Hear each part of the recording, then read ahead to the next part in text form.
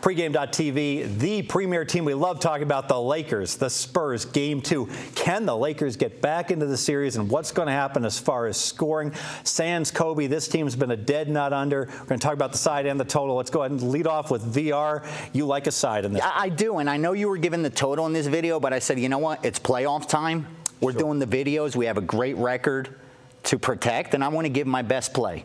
And I absolutely love the Lakers in this spot. Not going to be able to sell anything if you give your best play. What am I going to do? I can't hold it back. I'm not going to hold it back. I'm going to fire on the Lakers tomorrow. It's going to be a premium play. I'm letting you know that right now. I love the Lakers. Here's why. Here's a team that had to really turn it on to get to the playoffs. They won 8 of 9 games, including 5 straight going into the playoffs. Lots of close games. Exactly. That takes a lot out of you. If you're ever going to come out flat, it's going to be in Game 1.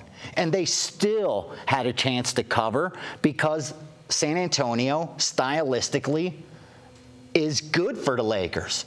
Even though if you look at the fast break points, it was huge in favor of San Antonio, 17-2. Still, points. Ooh. Yeah, exactly. Is that an NBA record? 17-2, but still, points in the paint, 40-32 in favor of the Lakers. Tells me they could kind of force San Antonio to slow it down, play their style of basketball a little bit. And I think, number one, if you limit that 17-2 fast break difference, which I think they could do, at least do a little better themselves on the fast break, I think they really have a shot to win this game. More importantly, I think if you limit the turnovers, because that was the big difference. This is a team that had 18 turnovers in Game 1. You're not going to win or cover on the road with 18 turnovers, not against a team like San Antonio who's so efficient. I think they could really bring that down a little bit. This has cover written all over it. It's got sprinkle a little something. San Antonio isn't taking the Lakers as seriously as in years past. I'm not even hearing beat LA. And you're not even hearing it like you usually do. They think, why are the Lakers even in this? Brian, are the Lakers without Kobe? They obviously they're not a better team. Are they almost an equivalent team, though? No, I'm not a big Kobe fan, but he's the one offensive player you can go to in there. So it's a totally different game here. And even though, I talked about the 17-2 fast break, I don't think it's going to change much. Number one, the Lakers don't want to be running. No, not at all. Here with San Antonio. They can slow down the 17 from San Antonio. That's what San Antonio does best. So I don't know on their home court if they're going to be able to do that. That said, you made a great point here. The Lakers have been playing playoff basketball really for the last month because for a long time, we've talked about this. They weren't even going to make blood. They needed every game like blood. Whereas San Antonio has been resting players. Yeah. And, I like the situation about resting players for the playoff. You got the best coach in the NBA. He knows what he's doing. But these guys have not played together in a long time in a competitive atmosphere. They got up for first game, man. Come out for that first game, and still, even though Kobe's not there, it's still the Lakers. It is. They want to beat the Lakers. LA. But I think this is a good spot here. They had the pink champagne was on ice for 2 days in LA after they made the playoffs. Exactly. Exactly. I mean, that's just human nature. I think that happened to Houston as well. Some of those alley-oops to Howard were beautiful, though. Absolutely. Go ahead and let's make the side official. Let's do it.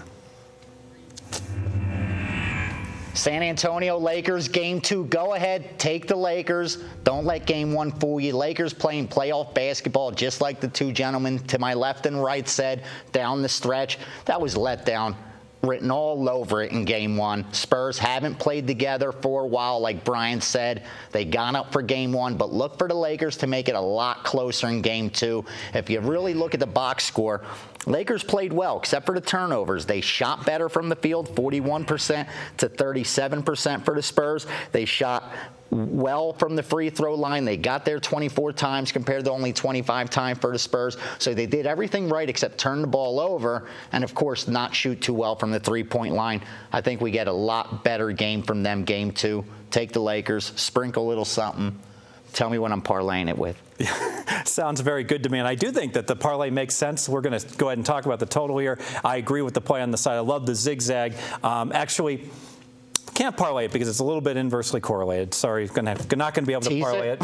The reason I was going to say. Can I tease it? Haven't you ever placed a straight bet? Can I tease it? Round robin it? By the way, if I sound distracted, I'm on Milwaukee plus the 14.5. They're down 12 with 27 seconds. Come on! That game doesn't win. I'm not betting the rest of the playoffs. Sure That's and the Knicks up 10. And so I know this is all like old news, and we're in the day of the internet and tweet, and we're like going to be a day they're going to be watching this tomorrow and be like, where are these idiots? Focus, people. Focus. By the way, I do Fezzik's Focus every morning. A cheap plug. So you only focus in the morning. You don't focus here. I actually focus much better late at night. I am a night owl, so I sound like groggy as all hell. People are like, you sound hungover and groggy, and I'm like, that's because I'm hungover and groggy. Let me say why I like the over in this game. People are like, are you crazy? Final Milwaukee down, loses by 12. Yeah. Gets in.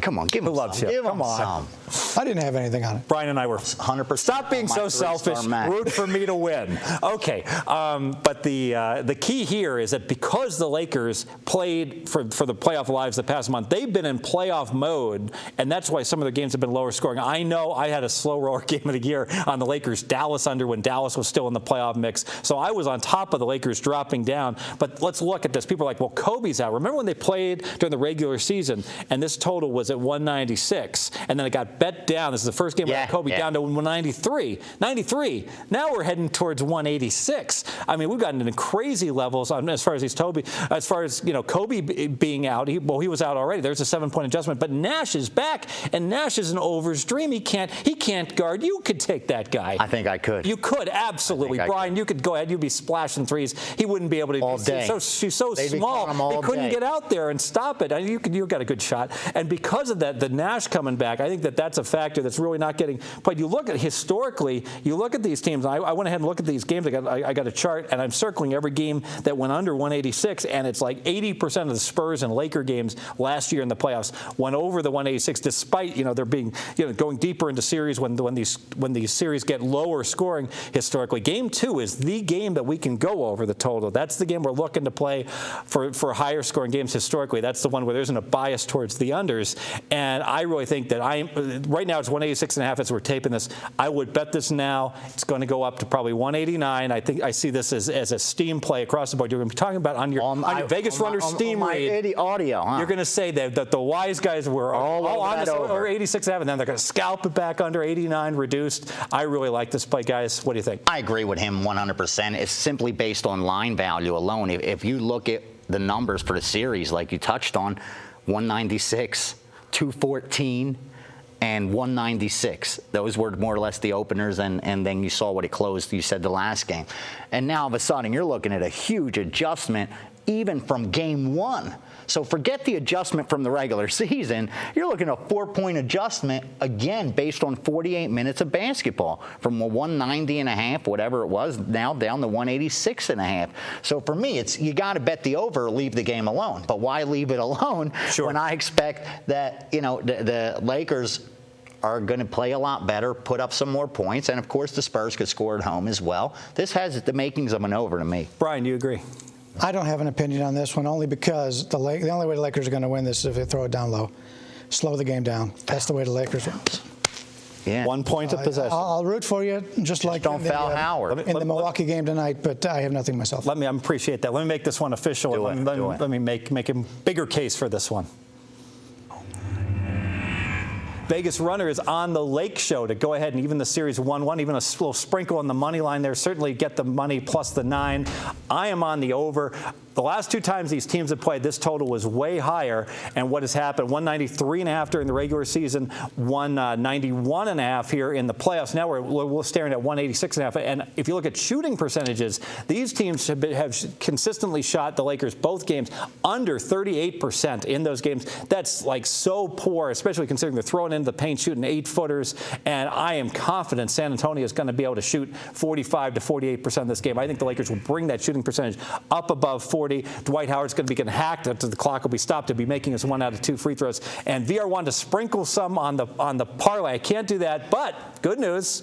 We're going to incorporate both plays. We're going to play the Lakers team total over. We get the Lakers. We get the over. We combine it with our derivative bet as a third best bet. That bet will win. If it doesn't, show me the ticket that lost. I'll personally buy you dinner right after I get to Yalf. I haven't forgotten about you. Me. And you, of course. Yeah, me also. You think you owe everybody. I just I owe wanna push everybody all in in. town to Ellis Island one night. I'll whack it all out. Nationals, Knicks. Sounds good. Milwaukee. What's next? We get to talk more. We get to talk more basketball. Thank Baskets, goodness. hoops. Brooklyn, Chicago. Two teams going nowhere. They're going to get murdered by the Heat. Yeah. Stay with us. Pregame.tv. We'll be breaking that game down. I believe we drew straws, and I wound up being the lucky winner to tell you who the winner is on this game. Stay tuned. Pregame.tv.